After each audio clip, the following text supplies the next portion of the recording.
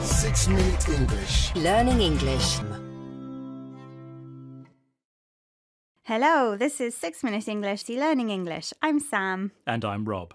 What do Britain, Greenland, Australia, Hawaii and Cuba all have in common, Rob?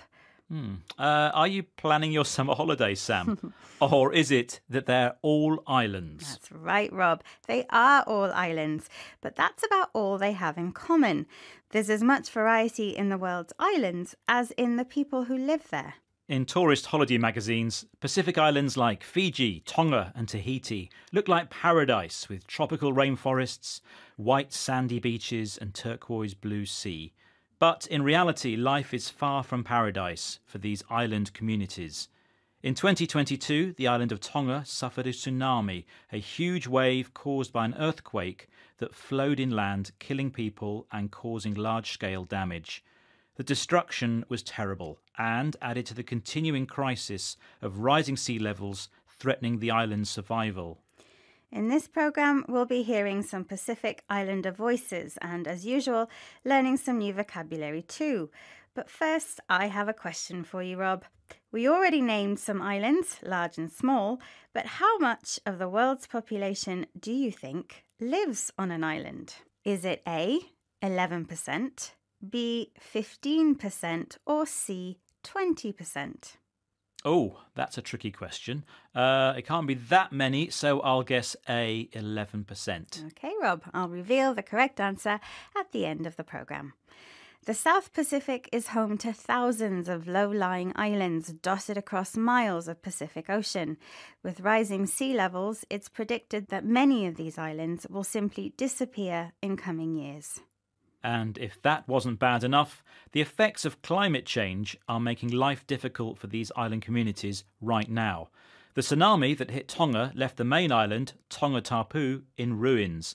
One of those leading the cleanup was Ofa Mayasi Kasami, manager of the Pacific Climate Change Centre. She told BBC World Service programme Business Daily the extent of the problem. The projected impacts of climate change on agriculture and fisheries will undermine food production systems in the Pacific. Our Pacific people are also dependent on crops, livestock, agriculture, fisheries, handicrafts for food security and income, and these sectors are also highly vulnerable to the impacts of climate change. The economy of many islands like Tonga depends on tourism, farming or fishing, and on handicrafts, skillfully making traditional objects like jewellery, textiles or pottery by hand. These are usually sold to tourists, but when tsunamis keep the tourists away, local jobs become vulnerable, unprotected and open to damage. This affects not only handicrafts, but Tonga's ability to produce enough food to feed its population, something known as food security. As the effects of climate change hit the local economy, young people are leaving Tonga to find work elsewhere. Tonga Youth Employment and Entrepreneurship is a project working with local organisations to help young people start businesses and find jobs. Here's Project Director Lucia Latu-Jones speaking with BBC World Service's Business Daily. So, it can be emotional, very emotional and heartbreaking to see what's happening in our island.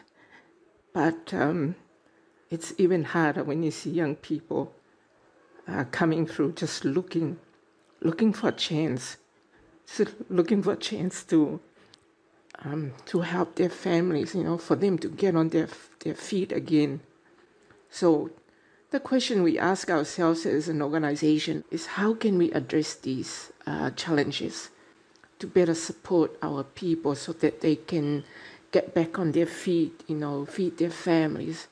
We can hear the emotion in Lucia's voice when she describes the situation facing young Tongans as heartbreaking, causing strong feelings of sadness. She says her role is to help people get back on their feet, an idiom which means be able to function again after having difficulties in life. The many problems Tongans face are made worse by perhaps the biggest problem of all, the fact that poverty, hunger and the loss of their traditional culture is being caused by the carbon emissions of larger countries halfway around the world. If we all learn to adapt our lifestyle, just as Pacific Islanders have done, it may not yet be too late to change the fate of their island paradise. And the fate of the millions living on other islands too, which reminds me of my question, Rob. 11% of us are islanders, which works out as over 730 million people. OK, let's recap the vocabulary from this programme, starting with tsunami, a very large wave that flows inland, causing death and destruction. Many islanders produce handicrafts, handmade traditional objects like jewellery, textiles and pottery. Someone who is vulnerable is weak or unprotected. The phrase food security refers to a country's ability to produce enough food to feed its population. When something is heartbreaking, it makes you feel very sad. And finally, to get back on your feet means to be okay again after having difficulties in life. Once again, our 6 minutes are up. Goodbye for now. Bye. 6 Minute English.